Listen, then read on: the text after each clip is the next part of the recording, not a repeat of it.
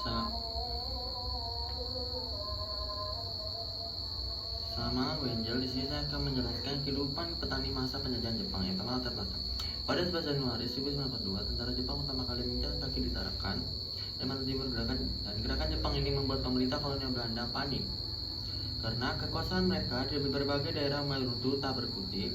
Kemudian Jenderal AWL Jordan van Steenbroek Stadshouwer akhirnya menandatangani perjanjian Kalijati pada 8 Maret 1942 yang menyatakan bahwa Belanda menyerah tanpa syarat. Sejak hari itu, kendali atas Indonesia berpindah tangan ke Jepang. Awalnya pihak Jepang datang dengan wajah bersahabat dan membela diri mereka sebagai saudara tua bangsa Indonesia. Sayangnya, ketulusan itu hanya bertahan sesaat. Begitu mengetahui betapa besarnya kerinduan rakyat Indonesia akan kemerdekaan, Jepang langsung memanfaatkan situasi tersebut dengan menyebarkan sebagai propaganda licik untuk mencuri hati masyarakat. Fakta sejarahnya, masa pendudukan Jepang 1942 sampai 1945 menjadi periode paling kelam bagi petani Indonesia karena eksploitasi paling kelam bagi petani Indonesia sasaran demi kepentingan perang Asia Pasifik. Melalui sistem setoran wajib, pengawasan ketat, Jepang merampas sebagian besar hasil panen serta alat pertanian yang memicu kelaparan massal di berbagai daerah. Para petani juga kehilangan kebebasan karena dipaksa menanam komoditas tertentu dan hanya menguntungkan pihak penjajah. Di tengah situasi bencana tersebut, masyarakat desa bertahan hidup dengan mengandalkan solidaritas dan semangat gotong royong untuk saling berbagi serta menyembunyikan sisa-sisa makanan dari perampasan tentara Jepang. Pengalaman pahit ini menjadi bukti nyata betapa besarnya pengorbanan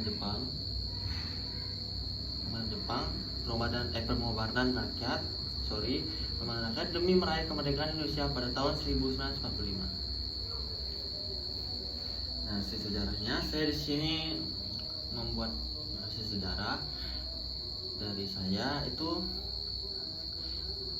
hiduplah seorang petani yang bernama Pak Gilang. Nah, di sini pada masa pendudukan Jepang itu di kehidupan Pak Gilang itu seorang petani yang ada di Jawa harus menghadapi realitas dalam kehidupan akibat eksploitasi besar-besaran demi kepentingan perang Asia dan Pasifik. Melalui sistem persetoran wajib, hampir seluruh hasil panen dari sawah Pak Gilang ini disita oleh tentara Jepang sehingga memicu kelaparan di desanya. Ruang gerakannya pun dibatasi oleh pengawasan ketat pihak penjajah yang memaksa petani menanam komoditas tertentu demi modal perang. Di tengah situasi yang mencekam tersebut, Pak Gilang bersama para petani yang lainnya mengandalkan solidaritas dan semangat gotong royong untuk bertahan hidup. Secara bersembunyi-sembunyi pada malam hari, mereka saling bahu-membahu dan menyembunyikan sisa hasil panen di tempat rahasia agar tidak dirampas oleh patroli Jepang. Siasat saling berbagi makanan tersembunyi inilah yang menyelamatkan Pak Gilang dan warga desanya dari bencana kelaparan massal hingga Indonesia meraih kemerdekaan pada tahun 1945. Sekian dari presentasi kelompok kami. Terima kasih.